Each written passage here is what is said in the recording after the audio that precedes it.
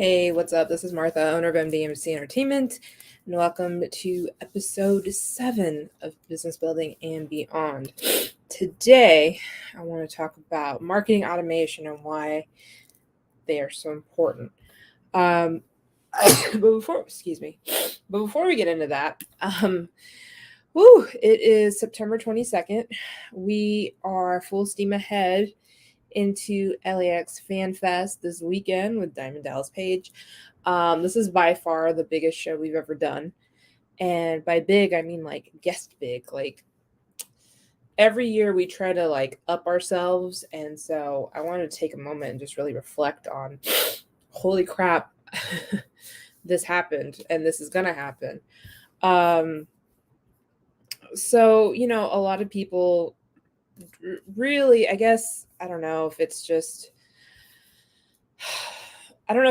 like close relatives or just people in general, but like a lot of people really don't understand why I travel the way I do or do what I do. And really it's because there's a bigger agenda. We're always like, at least 6 months ahead of the game. And a lot of people don't really know what we do or why we do what we do, but I keep that close to the chest because, if I feel like you should know, I'll tell you. But, wanting DDP has been something we've been wanting to do for a while. I think right after we did LAX Fan Fest last year in September, me and the co-CEO were walking around and he's like, who would you love next? And I said, just without even really thinking or saying, I said DDP. And he said, really? And I said, for whatever reason, I have a gut feeling that DDP would be amazing. And he hasn't been here. And like, we do, we factor in a lot of things before we take the gamble, and hopefully our smarts can prove worthy the day of, because when we brought out Dila, we're like, this should be pretty soundproof, and it was really good. But with DDP is like another level, and we're like, all right, we're putting more money into it, we're putting more of our funds to create a great booth experience, to create a good fan experience. Our branding, all of our banners came in, thank God. I had a disaster. I actually ordered all these banners when I was in Seattle the first week of September. And I was like, 3 weeks is plenty of time for those things to get printed and sent off. And the biggest one, of course, had an issue. And so I was working with their art department. And I said, please get this right. And they did. And it showed up on Monday. I didn't even get a notification if it got mailed out. Like, I was going to start calling people and be like, yo, like, because I called them like on, I think it was like I think I got notification on Wednesday. And then they were like, hey, we finished this, check it out, see if you like it. And I looked at it and I was like, yeah, it looks fine. And I was like, but, my show, like, I need this by next Thursday. And they were like, it should get there. And so I'm like, all right, let's hope. So, and then no one really told me anything. Usually they send out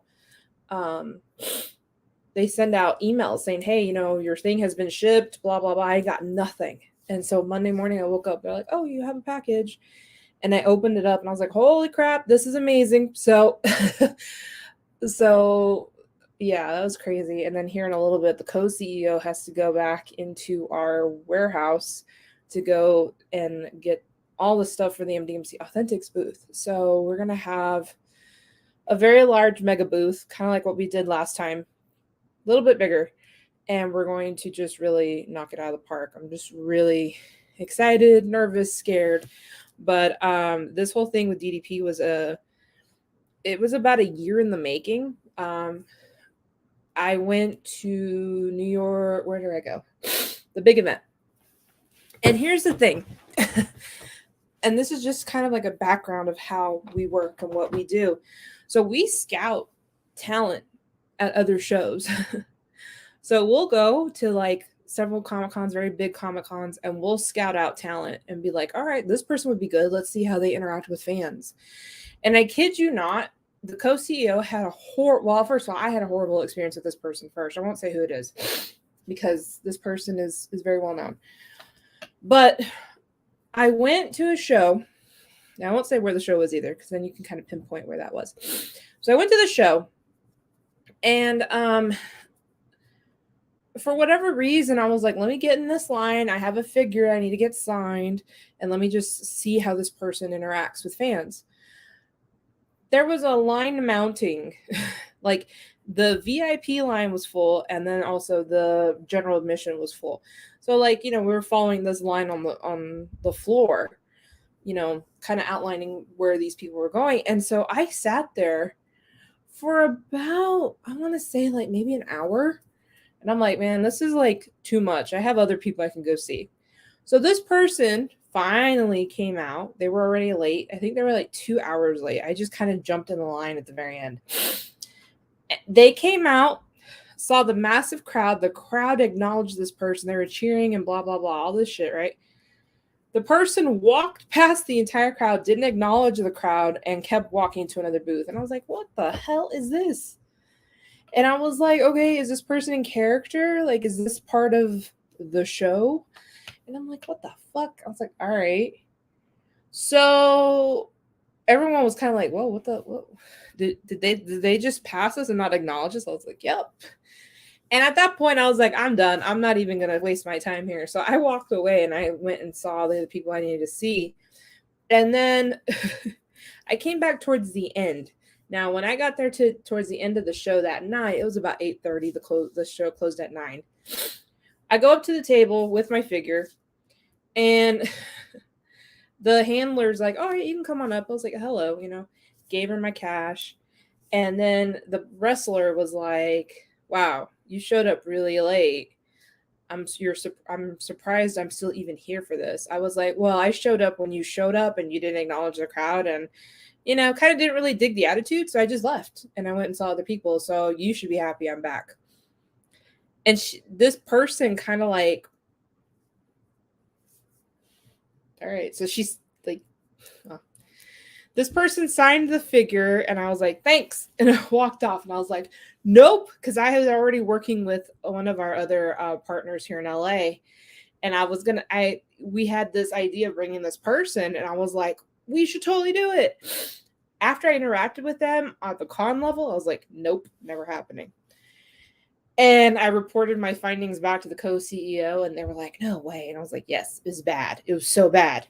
And we tended to give people the benefit of the doubt. And so the co-CEO went to another show where this person was. And I said, how much you want to bet you're going to have a really bad experience? And they were, my co-CEO was like, no, it's going to be fine. It's going to be fine. I was like, all right, have fun. You're going to be there for at least 2 hours. And he was like, really? I was like, yeah. So the co-CEO gets in the line. There's only one person in front of him. The talent is gone. I don't know why. Just not there. And the people repping this talent was like, oh, this person will be back here shortly. They're on a break. So they waited for 45 minutes. And then that person in front of the co-CEO got tended to. He waited 45 minutes for this person. And then the talent took off again. So the co-CEO was sitting there and he was like, yo, where is she? Oops. Well, I said it was a girl. Oh, well. And he was like, where is she? And they were like, oh, she's doing an interview over here and over here. Well, regardless, this person just did not give a fuck about the fans and barely came back and was like, hey, thanks for waiting. And he's like, I waited 2 hours and there's only one other person in front of me. What are you doing? And he flat out called her out. And I was like, good. Good. People need to be calling this person out, because why waste the fans' time? No fan has 2 hours to waste on a con floor when there's other people to meet. And so he came back and he was like, okay, I see what you mean. I said, I told you. And then another really great colleague of ours ended up working with this wrestler. And I was like, don't do it. I I firsthand dealt with it. Jared firsthand dealt with it. As fans, it's not going to be a great thing.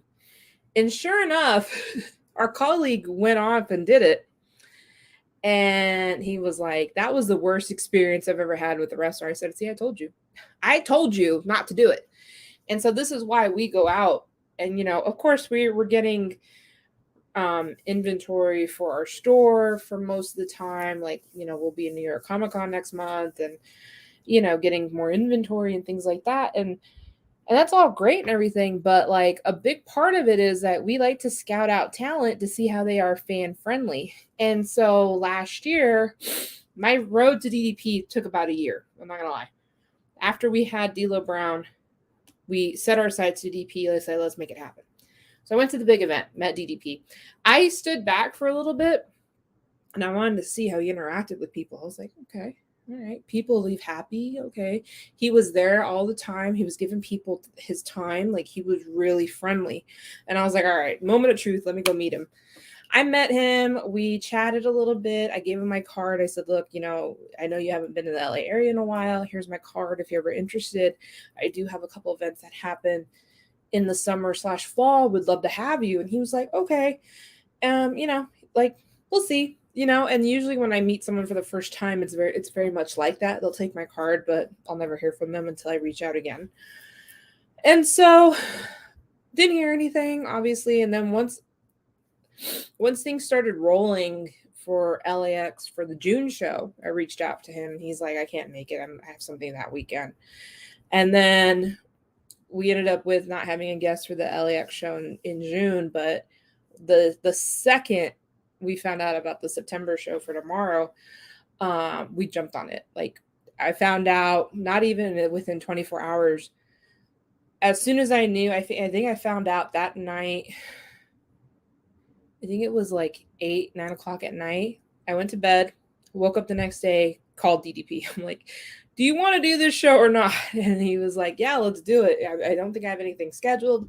And so I talked to his team and got everything together and sent off my first deposit. I'm like, all right, secured. And literally I spent a good 2 hours writing up the contract. Because, when you work with people like this of this latitude and with this amount of cost, you have to put everything in black and white. And so I spent a good half day writing that and then sent it off by Monday. Well, it was a holiday. So Tuesday, sent everything off.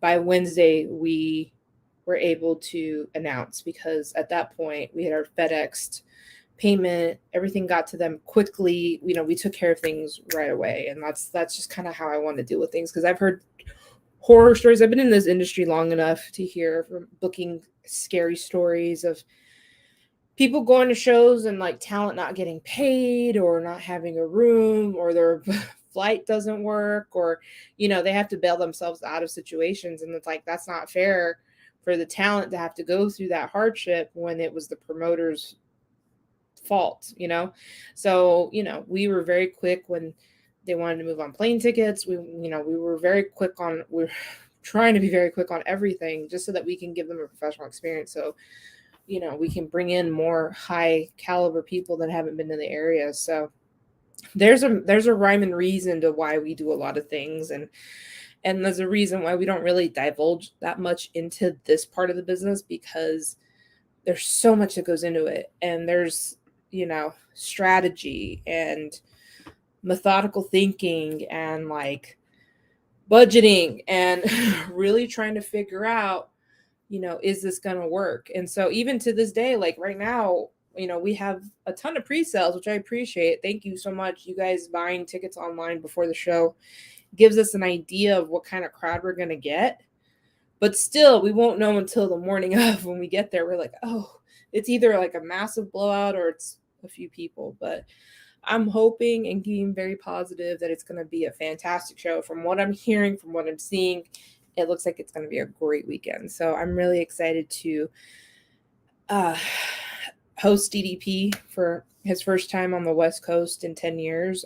He's been out here before, but not for a signing like this. So it's all scary, but it's also like an adrenaline rush. It's very exciting. And the fact that we get to be creative and create our tickets, and, you know, we have an email marketing campaign going out as soon as the tickets go offline. I got people all over calling and asking. I'm like, guys, email goes out tomorrow at 6.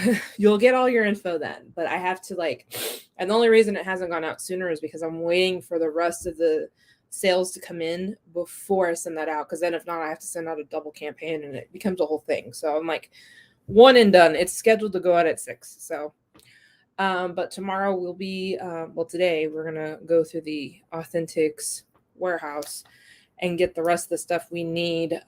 We had to run and get more bins and locks and stuff for the inventory for that. So,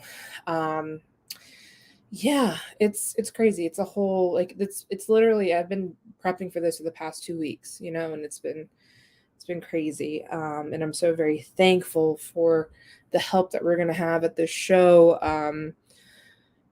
Man, you can't do this show alone. Like if it was just me and the co-CEO, that would kind of suck. But thank God we have line people, we have security, we have photography, we have videography, we have a full-fledged team that MDMC has not seen at a show like this before. This is our first time going big, having a big presence, having a big team. Like this is huge for us. And so, and there are days as an entrepreneur that I'm just like, I'm failing. I had some of that at the beginning of this week where I'm just like, everything's a disaster. And, you know, you kind of have to you have to tweak your mindset and be like, you're not failing, you're fine. It's totally fine. And it's just overreacting at its finest. But anyway, so I'm really excited. And I went on and on about DDP for about almost 20 minutes, but tickets will be taken off our website at 5:00 tomorrow. So if you haven't bought your tickets yet, buy them now. So when we do our check-in, anyone that bought any of the pre-sales will get to the front of the line. So I get, you know, as soon as we check you in, we'll throw you to the front of the line and you guys can make your way that way. And that's like the only really incentive I could give to people, and maybe encourage people next year to be like, hey, buy your tickets, because we don't know who we're bringing next year yet. And it's funny because we start strategizing pretty quickly. Like we have a dream list. And I'm like, okay, this person hasn't been here, or, you know, this person would do great. And, you know, you kind of really go through that motion of it, but I'm not even going to get into that because we don't even know. I don't like to put things out in the universe because then people and their bad vibes kind of ruin it. But anyway, let's get to the comments. Patrick, yes, I saw your email this morning. DDB is going to be amazing. What time does check-in start? So we're checking in at 9. Again, it'll be in your email tomorrow. Because the early birds get to go in, we will deal with the people that are inside the early birds and anyone who's standing outside in that line waiting to get in. I'm going to talk to the promoter and be like, can I make my own DDP line versus the people that are coming into the show? Just so that I can get everyone situated, because we only have 3 hours DDP. I mean, we could have more, but I'm going to try and push it for the 3 hours. It just depends on the crowd. I don't know what's going to happen, but we're going to start checking everyone in at 9. And yeah, just getting everyone situated. So that's going to be fun. Yeah, I can't wait. It's going to be exciting. Everyone gets physical tickets. I designed these tickets myself. I'm not going to show them. I actually took really cool pictures of my tickets, and I was like, oh, I'm going to post these. And then I thought, crap, someone could screen grab them, counterfeit them, and then be like, oh, I have my ticket, which obviously we wouldn't know because we're going to check everyone in. You can't just show up with a ticket, you know? But you can kind of sneak in the line with one. I was like, I'm not going to post these, but they look dope. Let's see. Thank you. Sorry, just excited. Appreciate everything. No problem, Patrick. No, I get it. I'm trying my best. I already wrote out that email. I wrote it out last night, and I scheduled it out. Everyone, I know, Patrick, you're a previous customer, I believe. I think you bought something from Authentics. Or was it D'Lo Brown? I'm not sure. I have to go back and look at your history. But So I made all of these tickets. You guys can't see them.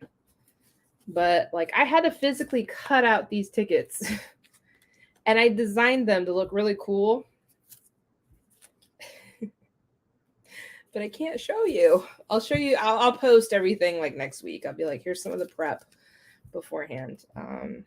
Only my team has seen this. This is pretty exclusive, but yeah, these are all the tickets. This is crazy. So yeah, I've literally been going through envelopes. I've been going through everything, just trying to like really get everyone situated so that when check-in comes in, it's quick. So yeah, I hope I sell all of these. I don't want any of these left over, okay? Because then DDP's gonna have to sign all of them. I don't know why. I mean, I don't know. I'd be like, here, sign all these tickets we didn't sell. That would suck. But anyway, can't see those. But anyway, all right. So let's get started on today's topics. I spent 20 minutes talking about LAX Fan Fest. So yeah, great stuff. So wish us luck. We're excited. I'm like, like this whole week has just been anticipation for this weekend. So it's been a lot of fun, but it's terrifying. It's fun and it's also very terrifying. But we're excited. So let's get started with this week's topic of marketing automation. Now, marketing automation, like right off the bat, you're like, what the hell is that? And I get it. I've never talked about it because it's one of those things. It's kind of boring, but it's also something that could help your business. And marketing automation, it's software platforms and technologies designed to make life easier for your marketing department in your business. I think it replaces the manual aspect of the job and repetitive tasks. And what it does is it saves a shit ton of time that you could be using in other aspects of your business. So a really great example of marketing automation. I mean, I can give you a full list of what they deem as of 2022, the best marketing automation software tools available to you that you can go in and, start using. One of the things about automations, though, marketing automation softwares, is that, 56% of businesses currently use the technology, and that number is growing because it makes life easier for your departments, your marketing departments, to fully create content, create email funnels, or manage your CRM, or some of these automations have CRM capabilities in one spot. And it's hard to choose what software is going to be great for you. The good thing about some of these software is that you can go in and request a demo and be like, I just want to play around with this and see what this does. And they're like, sure, you can try it out for 14 days. If you don't like it, you don't have to buy it. And that's where I usually get a lot of my experience from. I'll try something out, see if it works. One of the things that I'm working on right now, and I guess I can talk about it. So I kept seeing, because,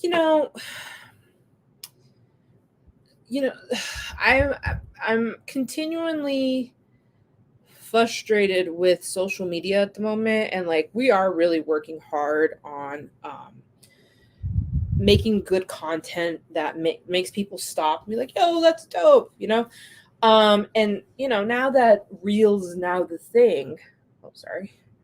Reels is now the thing. Well, I'm making everything into a Reel. MDMC's content, like poor interns that have to deal with this, because I told them, I was like, that everything we make now is going to be a Reel. So like I'll go into Reels, and I don't spend a lot of time on Reels. I actually love my time on TikTok. I kid you not, TikTok is great. I freaking love it. And I love watching and seeing what people are doing. And it's one of those things that, I'll find music. I cough it up because, at the end of every week, Apple sends you your usage report. And I'm like, oof, how the hell did I spend that much time on my phone? And it's crazy. Like, I'm just like, no. This did not happen. And it totally did. And I'm just like floored. I'm like, no, there's no way that happened. But it did. And I coughed it up to research. I'm like, I was on TikTok for 3 hours researching. And sometimes I do. I'm like, oh, I heard this song. I'll save stuff on my personal and be like, all right, I can use that for this business, or I can use it for this business, or, you know. And so now that, reels are the thing, and reels is like, the number one thing you should be doing on social media, on the platform. Well, now I'm devoting my time to it. So I'll go through and like scroll through reels, and I'll save music. I'll save, really cool things. And I like, my views have gotten up like overall. And I don't know, and this is going to be the kicker, because I've been running ads, and it's no surprise, everyone runs ads. I don't like it when people say, I don't run any ads. And then I see their business like 2 days later. I'm like, you don't just say you don't run ads. Everyone runs ads. Okay. In order to win in the social media game, you have to pay to play, plain and simple. And so I'll get to my point, I promise. But when, you're throwing money into something, you want it to work, you want it to grow. So one of the things, and this really isn't, well, I guess it would be an automation to an extent, but Kicksta has ads running on YouTube. So every morning I get here, I sit down, I start working, I put on the news on YouTube, and I'm just watching and working. And so I kept seeing this Kicksta ad coming through, and I'm like, what does that do? And I happened to jump in on Kicksta right at the time where the algorithm changed. And so I had been paying, I think the first month was like $50, and nothing had happened. And I was like, all right, my first month is down, no growth, no nothing. What are y'all doing? And they're like, sorry, the algorithm kicked us off these platforms. We're having a really hard time getting everyone back up and running and all this shit. I'm like, okay. And they were like, we'll reduce your bill this month. I was like, you better, because nothing happened. And so again, I think it was like this week, because I saw that, like 1 month went down. Now it's already like, I think I'm a week out for my next bill. And I'm like, all right, I'm a week out from my next bill. It's going to be 2 months with this platform. I still have not received anything. Like, nothing is happening. And they were like, oh, let us activate it. I'm like, wait, you've had this account for 2 months and haven't activated it yet? And they're like, we tried activating it when it first came in, but that was when the algorithm hit, blah, blah, blah. And I was like, man, okay, nothing is happening. I need to see something happening soon before I just walk away from this altogether. Luckily, the Kicksta team, whoever's support over there, awesome. Great work, guys. But they were quick to answer. I had to change my password because I think Instagram was like, hey, unusual activity. So I told them, I was like, look, I've tried to reconnect my account. It's not working. I gave them my password. They connected it. And so now there's slow growth. And I'm like, all right. And what this platform is supposed to do, you pick your targets, which I love. You pick your competitors. So you make a list. They give you 10 slots. Oh, shit. How the hell that happened? I just kind of shut down on its own. But anyway, they give you 10 slots to pick for your competitors. So you pick your 10 competitors. I went through, picked my 10. And so what it does is it goes and likes, or it starts following those people on your target list. And then it starts automatically liking other people's pictures on your behalf, commenting, things like that. And so it's kind of cool. And I'm like, all right, let's try this out and see, because a lot of companies now are now referring to software like this to grow accounts. And, I'm always down for anything. I will try what I can try and see if it works. And if it does work, I'm always the guinea pig before I pitch it to a client. I'm like, hey, I use this software. This is what I've been using it for. It's like $50 more a month. If you want to add it to it, we can add your profile. You have access to it, all this shit. And some people are like, yeah, let's do it. And some people are like, just do it, organically. And so, we play around with things like that just to see if it's worth the stress of not having to deal with it yourself. And that's what automations do, anything that you can figure out a way that you spend less time manual tedious things, that's where you spend your time, and I don't want to waste any more time trying to grow my following if I can just have a software do it for me. And so yeah, that's where Kicksta comes in. So if anyone want to know some of my secrets, that's it. But what I'm also doing is trying reels with viral music. There was one I did. So I flew back from Seattle, and I tell you, I think because of my last trip to Mexico, my experience in airports, I appreciate more in the US than I do in Mexico, because Mexico's airport system is nuts. Like, it makes no sense. There's no gate number. You're supposed to report to a section, and then like 10 minutes before your flight leaves, they'll tell you which gate it is, which is bizarre. I'm like, how the hell are y'all running an airport here? It's crazy. So crazy. But I was enjoying my time at the gate. I had gotten through security, and I had, sat down. I had a coffee. I was working on some stuff, and I did a quick, I do more video now than I do pictures. So I was like, oh, let's do a video of this and this. And like, when I was up in the plane, I continued working. I wasn't tired. I was like, I paid for the extra room, and I paid for that time so that I have more room to work, because obviously when you're in the smaller seats, you have the tray like right here, and then you can you're barely like this typing. I'm like, no, I pay more for the bigger room. That's one of my flexes. Like, I will pay for extra leg room and seating, even up to business class. Sometimes first, depending if there's a really good sale on first or the upgrade is cheap, I will go to first immediately. But yeah, so I did a video of just like me working on the plane, looking out the window, landing in San Diego, and I used a viral sound, and then boom, it just kind of blew up to 5K viewers. I'm like, holy crap, that's crazy. All right, so that's the time that's where you should be spending your time on stuff that's important, not sitting there and wasting your time where an automation can take its place. Well, let's continue more about automations. So according to HubSpot's a great source, like a resource. Like, if you want, they write content about informative, like, marketing news. If you ever want to go there and just download it, or not download, but sign up for the newsletter, I get emails at least a couple times a week with new stuff. And so HubSpot's like my go-to when I need like an inspiration of something. I downloaded like templates and stuff, like really great stuff. If you're a business owner looking for new ideas and stuff, HubSpot's where it's at. But anyway, as I was looking up automations, they kind of divvied up a list of the 15 best automations out there. And I can tell you right now, I've only used one.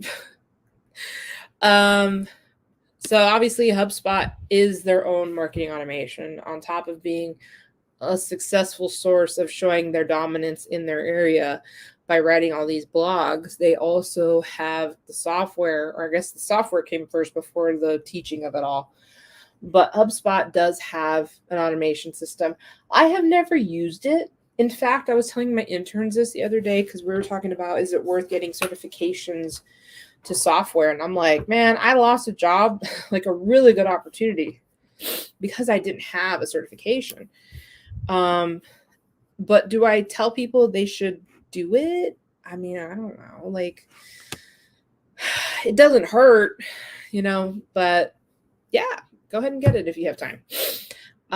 Like, I know people right now are doing, Google certifications, which is great. I mean, whatever, like, if you feel like that's going to give you the edge to get the job, go for it. It's whatever.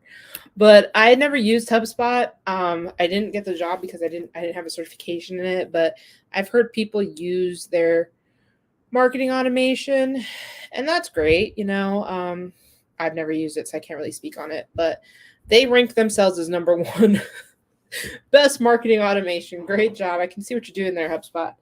But they did do their due diligence. ManyChat. So I don't know if you guys know, but there's a thing out there that you can implement bots to to contact your customers.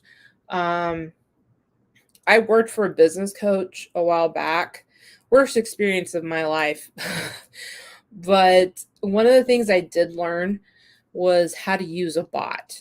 And so how to this was implemented into Facebook. When you have a really large Facebook page that people are constantly wanting more information about your services and what you do, this bot was implemented, or it would implement when anytime a new newsletter came out, you could tie it to other platforms.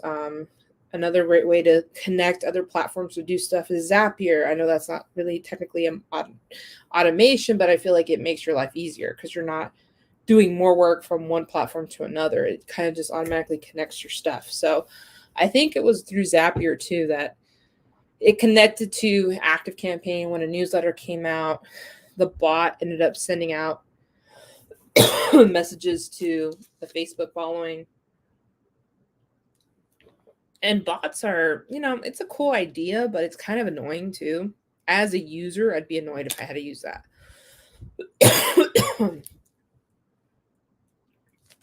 So if you want to try and get more of a conversation rolling with your fan base, by all means, that'd be a great way to go. Excuse me. So they listed ManyChat. MooSend sounds like an email marketing. OmniSend, same thing. EngageBay, Entreport, Sendinblue, ActiveCampaign, Salesforce, Keep, Orto, Marketo. I've heard of Marketo, never used it. GetResponse, I think I used GetResponse at one point for another company. Drip and Modic. I actually use another automation for LinkedIn lead gen growth, and that's Dripify. Same thing. It does literally the same thing. It maps out messages and automates them. It puts in triggers for them to release a message. When it comes to automations, my favorite one is definitely ActiveCampaign. I actually played around with the idea of actually getting certified in ActiveCampaign because I loved it. When I worked for that crazy business coach, my experience was horrible with the person, but the experience I got out of it kind of made up for it. So one of the things I started learning was using ClickFunnels. I never used ClickFunnels before. I think it was GetResponse, where I used a bot, and then ActiveCampaign. ActiveCampaign ends up being a very good friend of mine during that time. And then it ends up being a very big part of my life with a big client I had a couple years ago. One of the things that businesses fail to do at all times, and I'll throw myself in the mix because there are areas of my business I fail at. And I just had this thought today. I'm like, I got to hire a person for this part of the business because I want nothing to do with it. But businesses have a hard time running other aspects of the business. So like, for example, the CEO will oversee everything, all the clients, all the operations, all the training. I look at my job and I'm like, okay, I have a decent amount of overseeing my intern team, or I have another job overseeing Authentics. I have another part of overseeing trade shows, and so I'm the one that oversees a lot of it and execute a lot of things, but I have a lot of worker bees too, and I love all those guys because they do fantastic work. And so I'm like, okay, that alleviates my stress over here so I can work over here. I am one person, but I am a one-person show that has like a lot of help lately. which I'm really, really grateful for and thankful for. However, there are aspects of my business that still need work. And so what I did with ActiveCampaign was when I was working with a client, the sales aspect of the show, which is the most important part of any business because that brings in business into the business, and you have to nurture it, coddle it, massage it. You have to make sure that these sales feel warm and yummy inside to give you their money and then come back after the job is done to give you more money and to refer you to other people. Like, sales is the most important aspect of any business because it keeps people coming in, and that reputation that they have within that department makes sure that those people keep coming back and keep referring. That keeps all of the money flowing. That's a very big cog in the crazy wheel of business. Okay. We don't have a sales department. I am the sales department. When people ask for stuff, I'll we'll have a conversation. They'll request a quote online. I'll draw up I have a Calendly link so we can schedule a time and we'll chat, and then I'll give you back a report or whatever, and then I'm like, here's my price. Sometimes it works, sometimes it doesn't. Sometimes I've offered this is really interesting, but I've actually offered to help people for free while they were trying to decide if they wanted to get rid of another company. And I'm like, to show you my loyalty and my goodwill, I will do this for free for a month so that you can get to know me, trust me, and see the work that I can deliver for you. And a lot of people end up buying and becoming clients after that. Like, it's a really great tactic. And, I'll give that one to Dan Hirth because he taught me that one. Because I'm like, I'm not doing shit for free. He's like, you have to, and, there are some things he was like, you have to do some of these goodwill things. You have to do this and that. And so I'm like, you know what, you're right. And it, I've used that a couple of times and people have turned into clients. So I'll give him that one. But in this case, for sales for this company, you have an entire sales team that is so cocky that they know what they're doing. They don't need help with putting it online and like having your stuff organized and your notes and everything. Like, salespeople and the marketing relationship is one that will forever be a strained and tense relationship, but they need to be kumbiotic with each other to succeed. And so with ActiveCampaign has a CRM component in it. And so one of my tasks was to bring the company to the 21st century, get them out of an old CRM and bring them into the new. And I did that. I spent 9 months on that project. I will never forget it. It was intense. It got to the point where we were customizing ActiveCampaign in a way that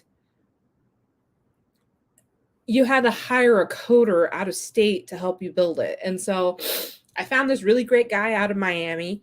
He helped me with the coding. He helped me make it look and feel and work the way the company would use it. And before you know it, we launched and everyone was using it. And we got everyone accustomed to it. And we're recording all the leads, and we're recording, and following the process. And this is the great thing about automation is if your sales team isn't keeping up with their sales, we will find out in automation. I will have instances where I'm like, all right, this person isn't doing their job. I'm like, this person put in notes, this person put in, and so I was reporting back to my weekly meetings and I'm like, I haven't seen anything from this person. What's going on with them? And there are people you will find in your company that are holier than art thou and say, I'm above a computer. I'm not doing this. And that's when you're like, no, you are. And it's a strained and very awful and uncomfortable situation to be in. But automations can turn your company from, I'll just put it out there, I'll just make a guess, but you can go from a $500,000 company to $1 million company. You can do a very big leap in growth and revenue if you were to implement these types of automations so that you're not wasting your time worried about the one client where an automation can take care of the rest of it. And how, you're probably like, Martha, how the hell are you telling me I can grow my business $500,000 with an automation? Okay, well, I'm not giving you a straight hardcore number. That's just an example. And it's an example that I saw firsthand, because with that automation, when you're moving people through stages of a sales process, some automations have the capability to run email marketing campaigns at the same time. So as your customer's going through process, emails and educational types of white forms and PDFs can be sent to the client like, hey, thank you so much for trusting us with this. Here is some old jobs that we did in the past year. And it's like a PDF, like portfolio type thing. Check this out for some inspiration. And then like the next email in a week, hey, here's a blog we wrote about, I don't know, outdoor living. Or, we would continuously keep people engaged, educated, and make them comfortable about what they're about to get into. Like, for example, if this is like a service-based business, like let's say you sold the contract.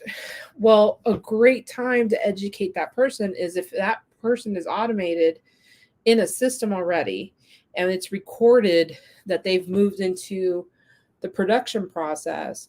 Your automation can then trigger this email that goes out and says, hey, congratulations on signing your contract.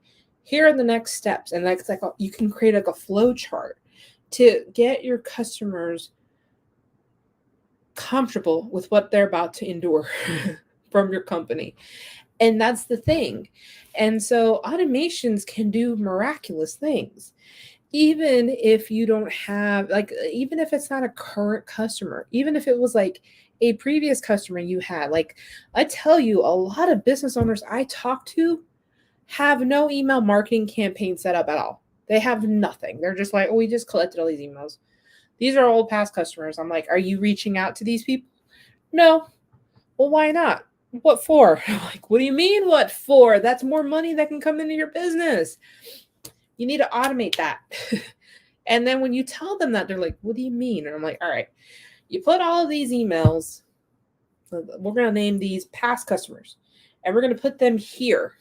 And they're going to get all of these emails about what your company's up to, company news, sales, rebates that they can cash in on, remind them of your work, awards, like a newsletter every like month, something that makes you stay on top of their head.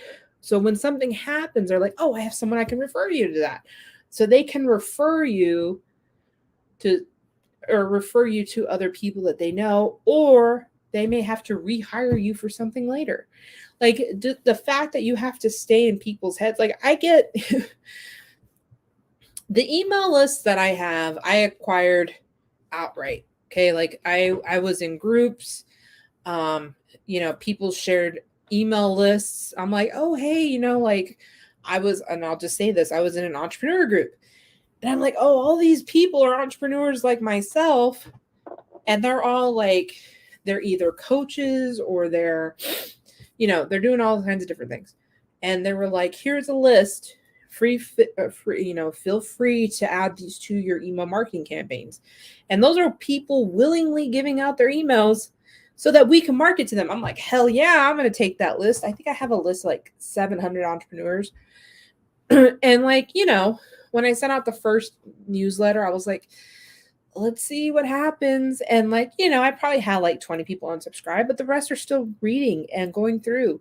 And my automation now is set up to like every month, we're going to have emails that go out to certain people. And we have that to where we can like, MDMC has great news. We're doing this, we're doing that. We have, of course, we'll feature LAX Fan Fest. We're going to New York Comic Con. We're going to Rhode Island. Here's our new client. Their website's up. Check out, the Jolly Joker Tavern for, Sunday football, whatever.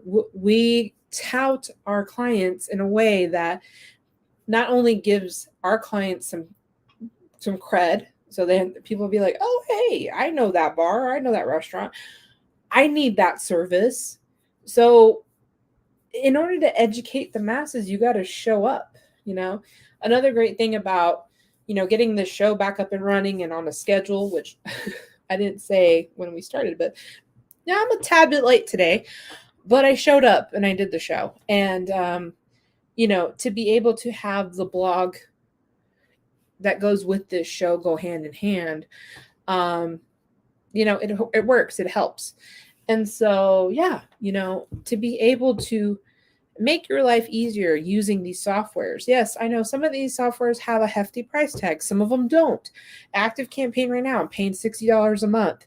And I do have CRM capability. I do have email automation. So, you don't have to break the bank to make an impact in your business. You really have to go down that list and make that list yourself when you are looking at your business as a whole. Like I just did today, where I'm like, I should really hire someone for that task because I don't want to do it.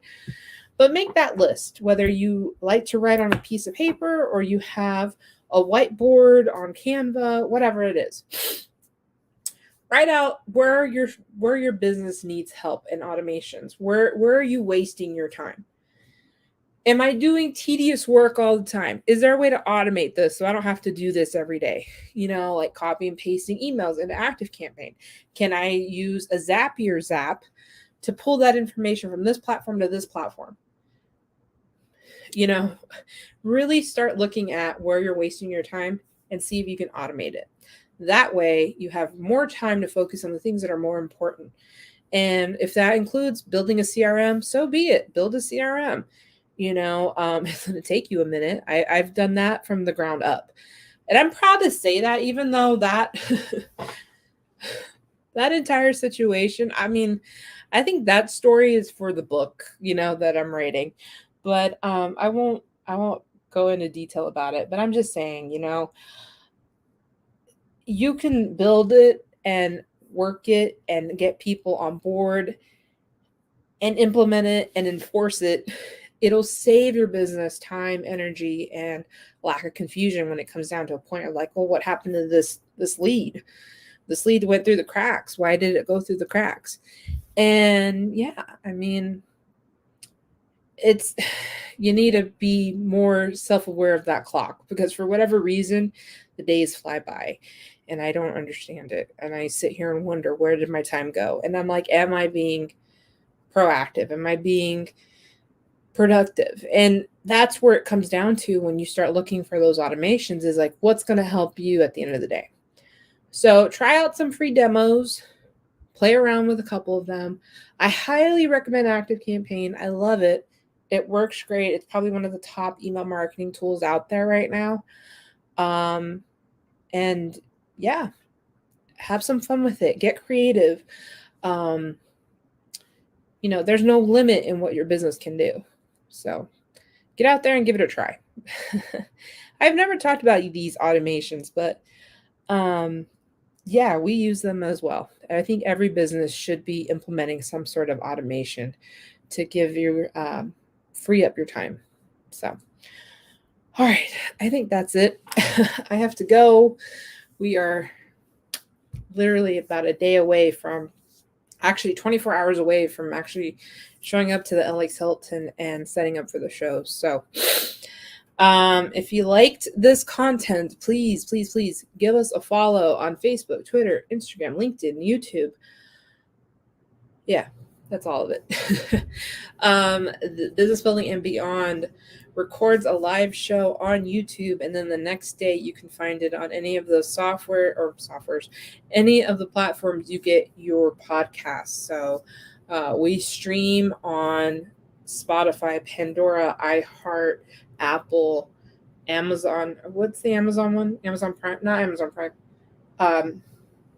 Audible, I think is what the Amazon version of that is. We're on everything. Literally, wherever you go find a podcast, we're there. So usually on the next day, we will put that out there. So if you don't want to look at me physically, you can take me on the road, and hopefully I don't bore you to death. about all this boring and all this boring information. But nonetheless, please, please, please, it's free to like, it's free to share, it's free to comment, and it's free to stream. So please, please, please give us your views and your love. We appreciate it. That's probably one of the biggest things that you can do for any person, is to show them support. So that's it for me. Thank you guys so much for joining me, and I will see you next week. Next week's show will be growing your email list with these hacks. All right, so we talked about automations this week. Now, what do you do to get those emails? I have quite a few ideas on how to grow those email lists. I actually use quite a few of them frequently. So we'll get into it next week. So thank you so much for joining me, and I will see you next week. Have a great one. Bye.